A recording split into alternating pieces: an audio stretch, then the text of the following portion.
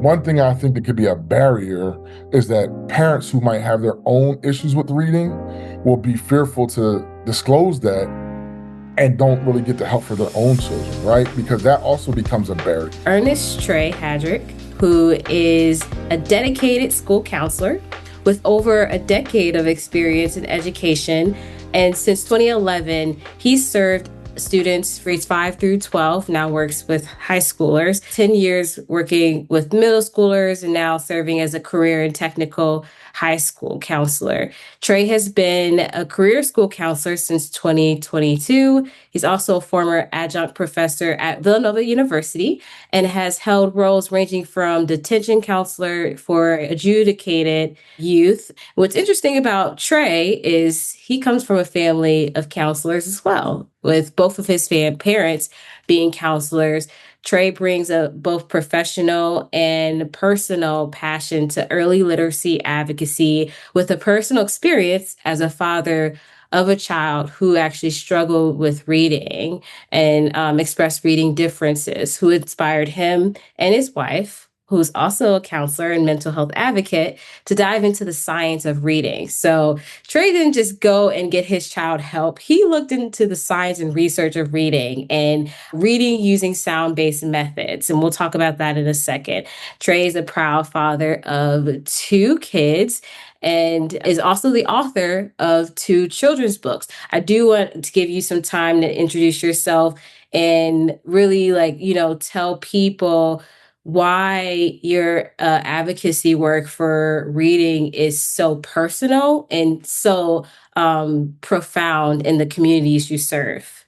As you said, my name is Trey Hadrick. I am a school counselor at Central Monaco Technical High School. I've served in the educational youth career space since 2005, I guess, almost, man, 20 years now as juvenile detention center counselor, as you mentioned, in middle school and now high school. I've worked at Villanova as an adjunct. And I also serve on the State Board of Education for Pennsylvania. I'm just very blessed and fortunate. One, my experiences in life, as you can see here, North Carolina A&T, something I'm very proud of. That's my undergraduate that I graduated from, Aggie Pride. These things like this have made a difference in my life to allow me to come back home and share my knowledge and wisdom to help people. My story for literacy came in during the pandemic. My wife and I were home and we realized that our son was struggling with quote unquote sight words. He was in second grade at the time, and I knew something was wrong and I was embarrassed. My family, as you mentioned, is a line of educators, and I'm like, this is embarrassing, but I need to get help, right? It was a time where the Pandora's box was open, everyone was home, you could create things, think of, new ideas, excuse me. And the opportunity for me to get help for my son was there. I met Faith Burkowski online, High Five Literacy. And from there, we started rolling. She started working with my son once a week on Fridays for roughly, maybe 8 to 9 months, um, for just an hour. And during that time, I watched her rewire my son's brain. And I was telling the guys, because I couldn't go to the barbershop at the time because, we were all, it wasn't, you weren't allowed to get a haircut or whatever. But by the time we were allowed to go back into the barbershops, I started talking about this process. I said, my son is learning to read and it's crazy. And they're thinking like, well, Trey, you're educator. It happened so easily for you. I said, no, I'm telling you, he could not read. Long story short, we talked about the 44 sounds of the alphabet, and that's where everything woke up. And the guy stopped. And like, I'd never heard of that. We know about the 26 letters, but I never heard about the 44 sounds. And from there, we end up building an organization called the Lit Champs. We did a book study, and we continue to talk, about the issues with reading. There were some gentlemen, because in a barbershop, you meet so many people. There were some gentlemen who were coming home from being incarcerated, and they talked about the issues with literacy behind bars, which was really interesting, at that time because it was all happening at once. And now to the point, fast forward, and I can give more details as we talk, but now we have our own decodable books, the Lit Champs. And it's just like, what can we do to serve our people, right? We hear about Right. dyslexia communities, we hear about, um, just different things. And I just want to know what ways I can help, anyone. And that's where my drive was, just to help anyone besides Yeah. myself. And I think what's so unique and profound about your story is you were parent, advocate, and educator in kind of one, unified. And sometimes that could be a challenge, I would imagine, because you have to sometimes be the parent or, think like an educator. And they can sometimes maybe conflict with each other or help, right? And so when you were going through this journey with your wife, did you realize or at any point as a parent have to put on a different hat or have to kind of look at it from a perspective that was different with someone who has that educational background?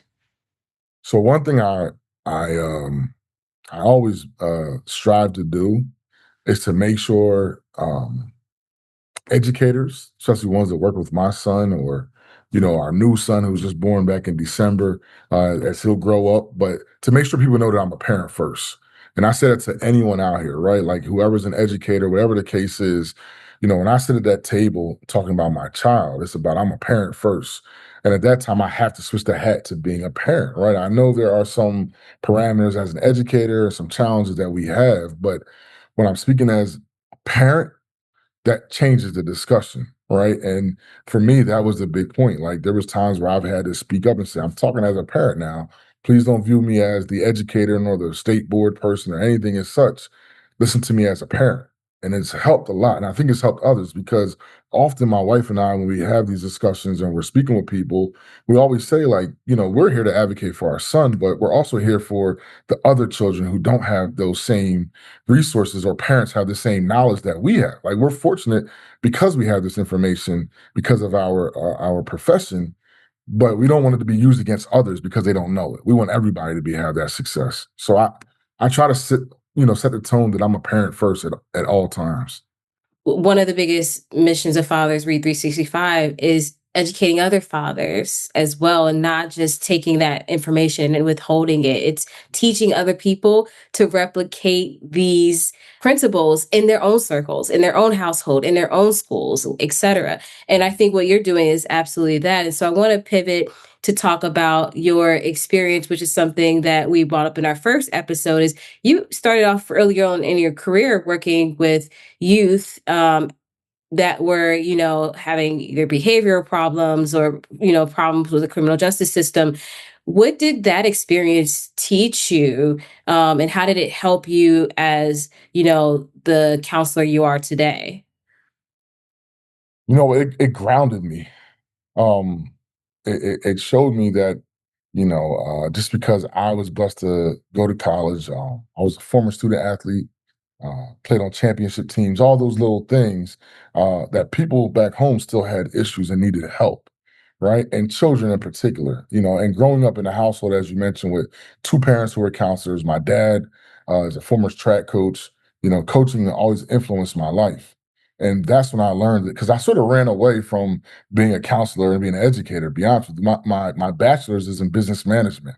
I didn't even want to get into this space, right? Because I didn't want to follow in my parents' footsteps. But fortunately, you're only gonna what they say, the apple only falls far from the tree, and that's what happened to me. And I'm glad it did because it allowed me to have that influence on children. And when and that experience there, it taught me everything. I mean, we realized kids couldn't read, they couldn't write their names, right? But then also realizing how many kids didn't have the exposure that would show who they really are, right? In the educational space. But they had some, conflicts, some bumps in the road that they had to get over and they were locked up at the time. So I learned a whole lot from that experience. Let's talk about barbershops and books, because I think that is just genius. And barbershops are such a sacred place in our community. How did you come up with the idea to integrate literacy and reading, and not just that, you expanded it to so much else? So I'll let you talk about it in the barbershop. And why is that the perfect place to have conversations like this about literacy? So it's interesting you say that. While I was a middle school counselor, we used to have professional development in the summer, and we would talk about different services we provided, and people would come in. And I always told myself, and this is prior to becoming an author, She States and Clippers, which you spoke about, which it talks about the barbershop as well. So you can tell how sacred that hub is to me. But I always would say, like, I wish we could have our barbers and our stylists, from the salons, come and join us for a discussion because they always come in contact with any and everybody in the community, right? Like there is no individual, not no, but not many that don't go to the barbershop and the salon unless they can't afford it or whatever the case may be, a personal reason, right? But it's not like they're a racial reason or a religious, like any and everybody can come to these locations. And that makes the barber so powerful and influential. And I thought about it and I was like, well, why don't we connect with them? Like, I know we connect with different services that are approved but some people might just be as powerful to say, hey, this kid is having a mental health crisis. Here's a resource. That's what a barber could do. So I always thought about the power of that, let alone my childhood barber, Lamar Buddy Epps. I used to call him when I was in college at A&T, calling him and saying, hey, Epps, I need to talk about this, and realizing how influential that was. He was part of the reason why I wrote Cheesesteaks and Clippers. So I just realized that from my experience. I mean, today's space, barbers are a little bit different, and meaning like they have appointments and appointment books and different things. So, but back in the day, you would just have to go in and wait your turn, and you would learn so much, and you still do from the experience we have, but it's not as crowded depending on which shops you go to. But that influence of many different people helped groom me to who I am today.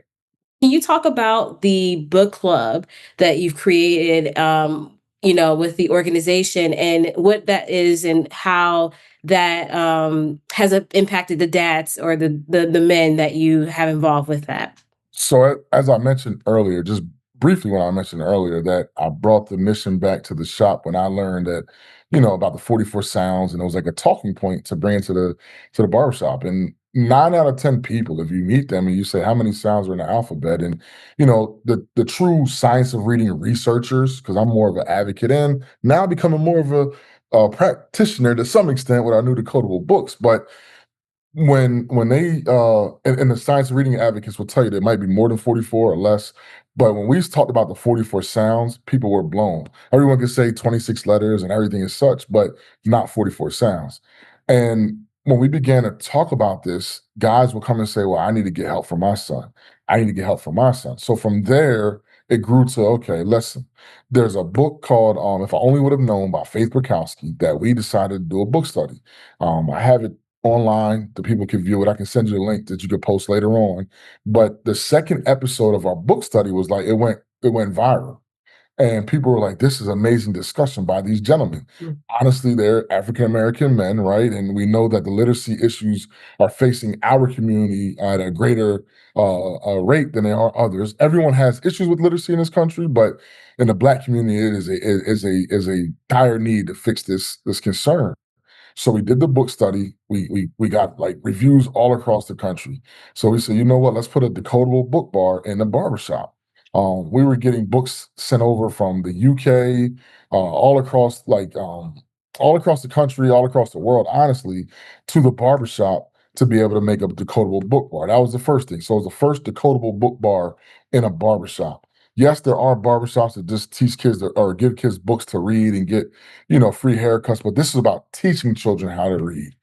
From Mm. there, expanded and they continue to grow to we want to do more book bars and barbershops, which still might happen. But at this point, it's now that we've created our own series. It's 6 books in a series for beginning readers, also kindergarten readers, where they will learn the alphabetic code, right? The 44 sounds of the alphabet through these books. These books are engineered, decodable books are engineered to teach children and anyone how to read. And when we learned that, it was like there's nothing else we need to do but focus on that. There are decodable books for even older children and adults. In particular, there's a lady named Clarissa Phillips, I believe, Clarissa Phillips or Larissa Phillips out of New York. And she has a book called City Stories.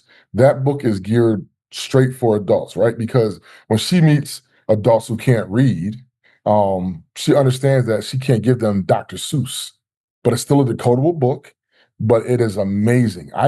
It's so powerful, that book, that I have a good friend of mine whose mother had strokes, multiple strokes, and she was trying to learn how to read again. And he has a daughter, so she's very young. So it's like a amazing bond between the mom and the granddaughter, his mother and her granddaughter. But they read city stories together. And some parts she might have kept out because it does have an adult spin to it, but it was just amazing. And she said, I can read, Trey. This helps me read again.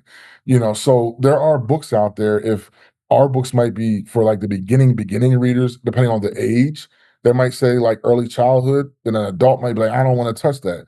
There are books, simple word books, I believe it's called, with Cheatham. She has books that are for kids in adults, middle school on up, even chapter decodable books. Like it's in our community, the word decodable book, the words decodable books is like unfamiliar, right? Like many people don't even know what that is, and I say the way I describe it is books engineered to teach you how to read, and it just it helps bring people in, right? Like something unfamiliar engages the conversation and people want to learn more. And with our amazing illustrator Cameron Wilson, our barber was our lead author. So it's Jacques Golston as our author, and then the lit champs also support him in this mission. So it just turned out to be amazing. You really took it in a different direction where, like, you're the parent and you got your child help, but you get the science reading, you made these books. What would you say was something that was surprising to you as you went through this journey with your child for other parents? Or maybe like what is the biggest misconception? When my son got the tutor, he was fortunate enough because of our financial stability here in my household, that we could support, my wife and I could support that. But we also have a nonprofit that I started years ago with some friends, Norristown Men of Excellence, and it's sort of dying down now a little bit lower. But I reached out to the guys because at that time I wasn't running the organization, but I said, I want to do a study and see if we can find a kid who might not have the same financial resources as I do, but who has the same academic challenges, right? And maybe has some other things, IEP, whatever it may be, and see if this would help him too. Because some people might say, well, it's not going to help every kid. So I try to find a household that might be a little bit different from mine. We paid money to the tutor to give this child about 8 weeks of just like exposure to the sounds of the alphabet, and it changed everything. To the point where the tutor stayed on and helped the mom and the son later on in meetings and just amazing. So I believe in this wholeheartedly. One thing I think that could be a barrier is that parents who might have their own issues with reading will be fearful to disclose that and don't really get the help for their own children, right? Because that also becomes a barrier. And sometimes we have to realize like we need to be as vulnerable as we can. I told somebody the other day, vulnerability is like victorious, right? If you can be vulnerable in certain situations, you'll find victory. And I think that will help parents help their children.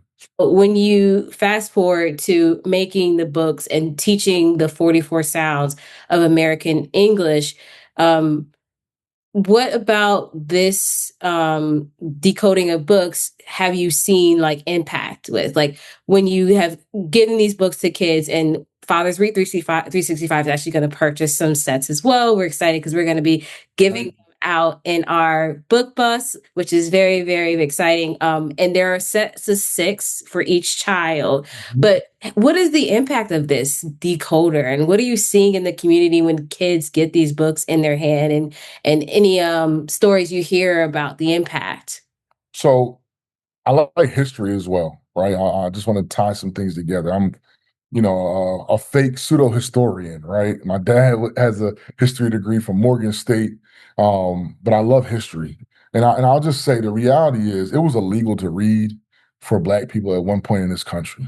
So that right there ties enough into my spirit to make sure these children can learn how to read, right? Even hearing about the slave codes, right? About what they could read and could not read, or when it was time to vote, you had to take a literacy test. So all that is tied into my mission to want to help our children.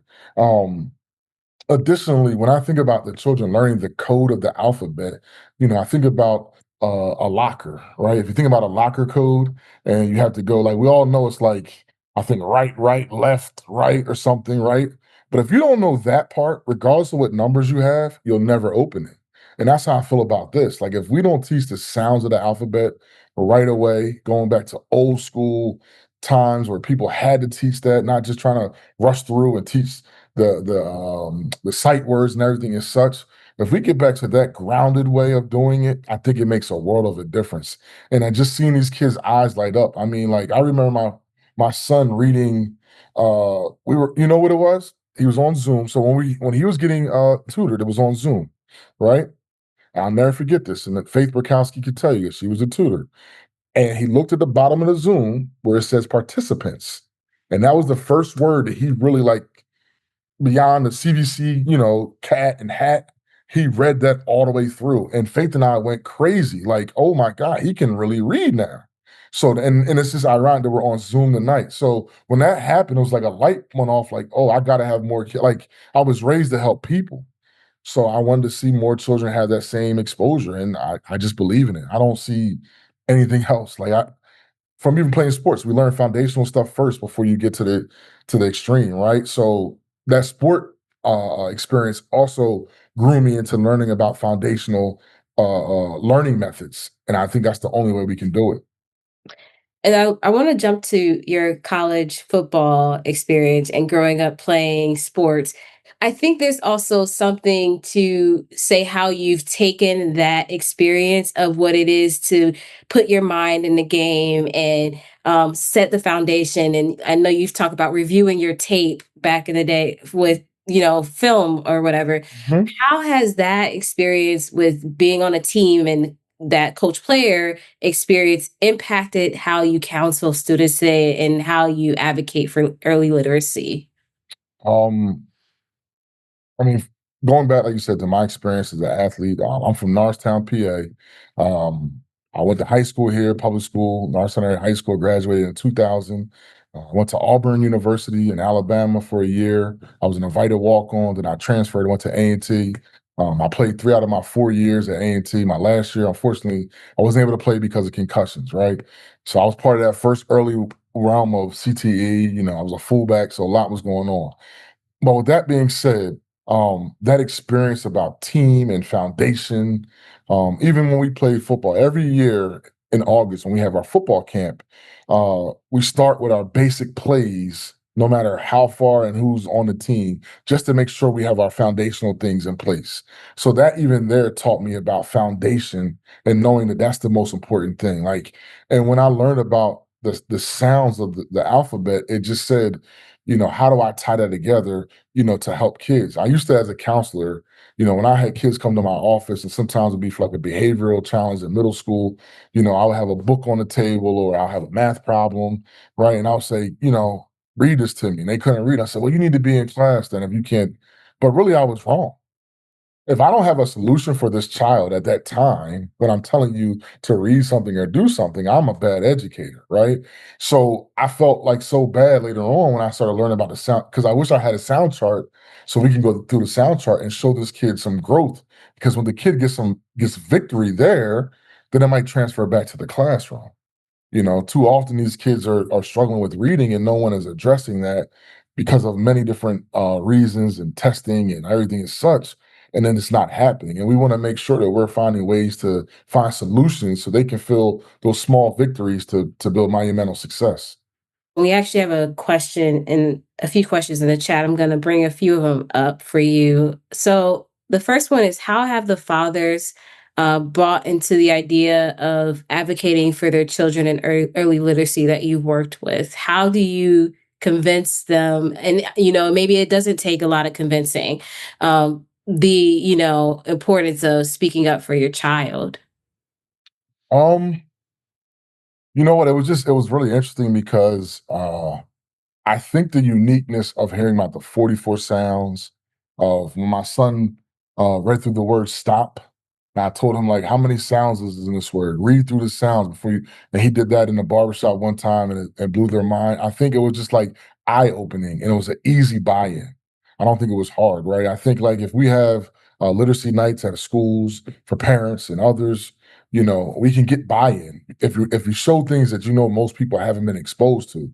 Granted, if you're going to show just the alphabet, and I'm saying this in a very cautious way, but just going through A, B, C, D, E, F, G, most people know that, and they're not going to be, oh, okay, why did I come? But if you go through it and say there's 44 sounds, and these sounds make this, and someone realizes that they haven't mastered those sounds, then it's like, aha, I can learn with my child.